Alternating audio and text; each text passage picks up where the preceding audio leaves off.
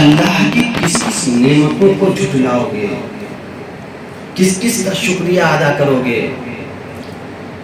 یہی زبان ہی نعمت نہیں ہے، بلکہ آنکھ اللہ کی نعمت ہے، ہاتھ اللہ کی دی ہوئی نعمت ہے، پیر اللہ کے دیے ہوئے نعمت ہے. یعنی جو بھی جسم میں انسان کے ہے سب اللہ کی دی ہوئی نعمتیں ہیں. اگر دیکھیں ہمیں احساس اس لیے نہیں ہوتا کیونکہ اللہ نے یہ ساری نعمتیں ہم کو دی ہیں. اللہ نے ہم کو دو آنکھیں دی، صحیح و سالم دی ہیں. اللہ نے دو ہاتھ دیے ہیں، صحیح و سالم دیے ہیں. پیر دیے ہیں تو صحیح و سالم دیے ہیں. اللہ نے کوئی مرض نہیں دیا، آپ کو صحیح و سالم ہے. لیکن خدا کی قسم ان نعمتوں کی اہمیت اس سے پوچھے جس کے پاس آنکھ نہ ہو، جس کے پاس ہاتھ نہ ہو، جس کے پاس پیر نہ ہو، جو مرض میں مبتلا ہو، اس سے پوچھیں. یہ تمام چیزیں اللہ کی ہمارے کیا ہے دی ہوئی نعمتیں ہیں کہ اللہ نے ان تمام نعمتوں کو اللہ نے دیا ہے. ضروری نہیں خود میرا جسم اللہ کی نعمت ہے کہ اس نے مجھے صحیح و سالم پیدا کیا ہے، محتاج نہیں کیا ہے. ورنہ بیچارے دیکھیں آپ نابینا ہوتے ہیں بیچارے، ہاں ہاتھ نہیں ہوتا، پیر نہیں ہوتے، کس طریقے سے بیچارے پریشان حال میں ہیں.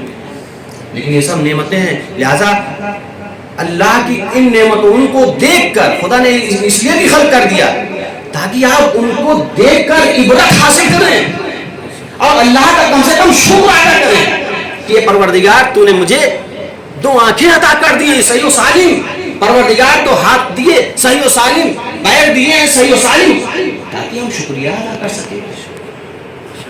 تو کہتے ہیں زبان ان نعمتوں میں سے بھی چاہے بہت بڑی نعمت ہے کہ جس سے ہم بولتے ہیں، جس سے ہم کلام کرتے ہیں. دیکھیں زبان ایک ایسی نعمت ہے، ایک ایسا آلہ ہے جو یہ زبان کیا کرتی ہے، انسان کو کیا کرتی ہے، بلندی پہ لے جاتی ہے کبھی کبھی، اور کبھی کبھی یہ زبان جو ہے انسان کو کیا کرتی ہے، پستی کی طرف لے جاتی ہے. کہتے ہیں جب تک انسان نہیں بولتا نا، حسن و جمال کے ذریعے سے سمجھ میں آتا ہے کہ بہت اونچا انسان ہے، لیکن خدا کی قسم جیسے ہی کلام کرتا ہے تو پتہ چل جاتا ہے کہ کتنی اوقات ہے. صلوات پڑھیے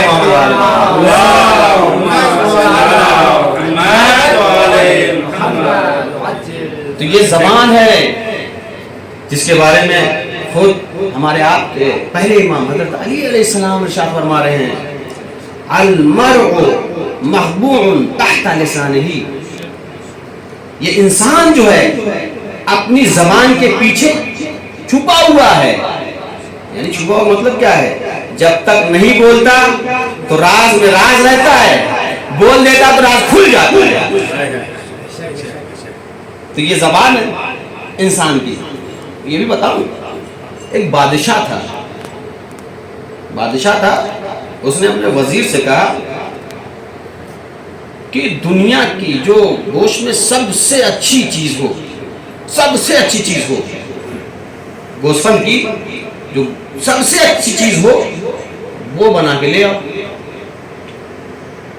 تو وزیر سیرت ہوتے ہیں، ہوشیار ہوتے ہیں، ایسے نہیں کہ ایسا ویسا مطلب جو ہو نہیں، وزیر پڑھا لکھا ہوتا ہے، بہت ہوشیار ہوتا ہے، اس کے بچے جو ہے ہوشیار ہوتے ہیں، ورنہ وزیر نہیں رہے گا. تو اس نے کیا کیا، گوسفند کی جو ہے زبان بنائی. باورچی سے کہا کہ تم جو ہے کیا کرو، گوسفند کی جو ہے زبان بنا دو. اس نے کیا کیا، باورچی نے زبان بنا کر لائے، وزیر جو ہے اس کے سامنے، بادشاہ کے سامنے پیش کر دیا. اچھا کہا یہ سب سے اچھی، دنیا کی سب سے اچھی یعنی کہ چیز ہے. کہا ہاں سب سے اچھی چیز ہے یہ زبان.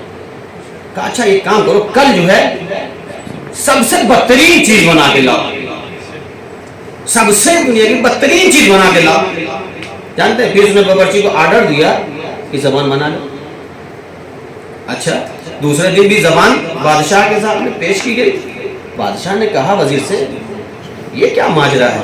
کل جب میں نے کہا دنیا کی سب سے بہترین چیز بنا کر لاؤ زبان ہی بنا کر لائے, اور جب آج میں نے کہا کہ جو ہے بدترین چیز بنا کر لاؤ تو بھی زبان لے کر آئے. کہا بادشاہ صاحب یہی زبان ہی ہے جو انسان کو کیا کرتی ہے بلندی پر لے جاتی ہے, یہی زبان ہے جو انسان کو پستی کی طرف لے جاتی ہے. چلو آپ پڑھیے گا محمد وآل محمد.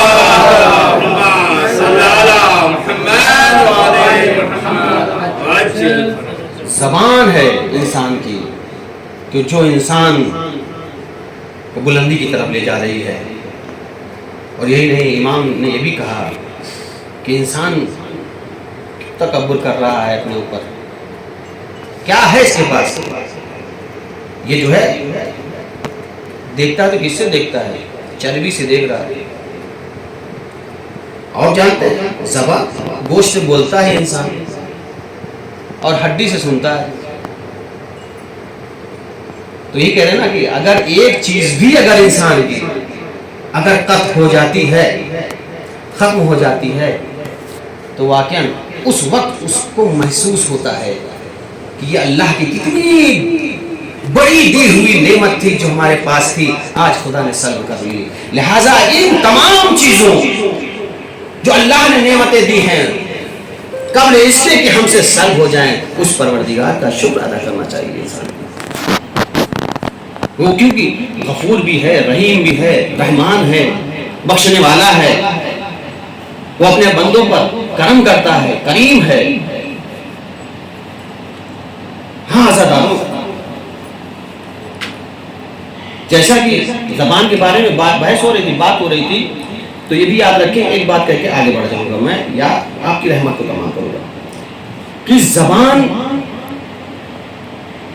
جو جتنے بھی ہمارے ائمہ معصوم علیہ السلام ہیں ان کی زبان تو بہت ہی شیرینی تھی, بہت ہی شیرینی تھی.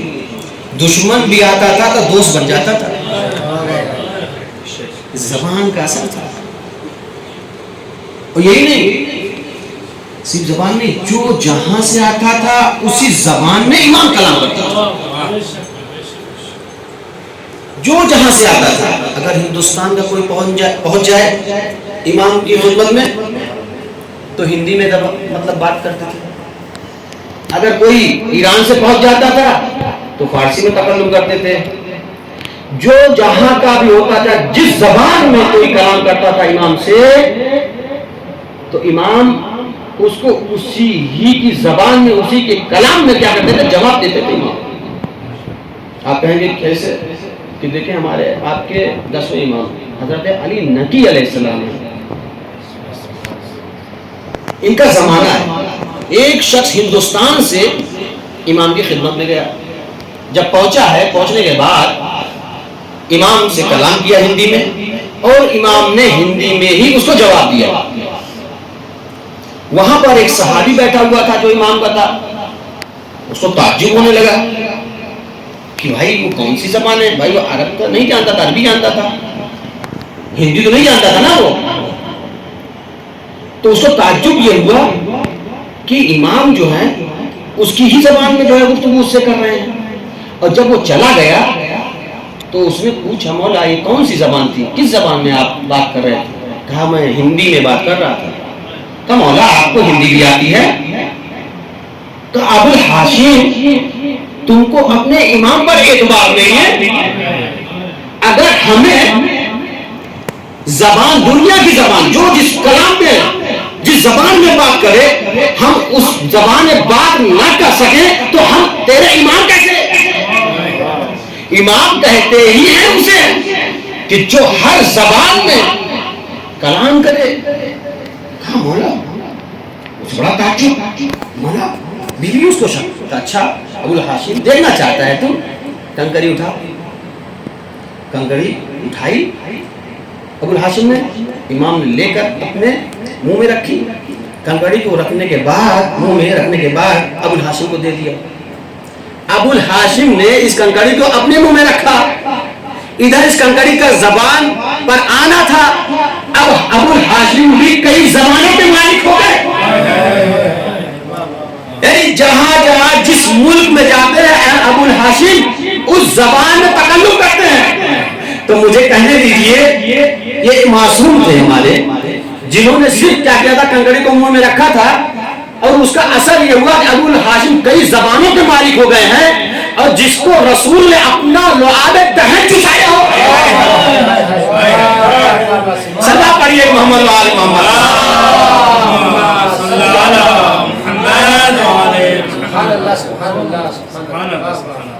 تو اس کو کہنے کی کیا ضرورت. یہاں تو کہتے ابو ہریرہ کو صرف کنکڑی رسول اللہ نے جو ہے دے دی تھی, تو بڑے مفسر ہو گئے وہ. ابو ہریرہ مفسر ہو, بہت حدیثیں لکھ ڈالی. کہا کیا ہوا تھا, کہا بس رسول اللہ نے کنکڑی رکھ کے دے دی تھی. اچھا اس پہ اعتبار ہے کنکڑی دی تو کئی زبان کے مالک ہو گئے ہاں یہ. اور رسول اللہ جس کو جو ہے لعاب دہن چسا رہا ہو تو بھی وہ کتنی زبانوں کا مالک ہوگا, کتنی زبانوں کا مالک ہوگا.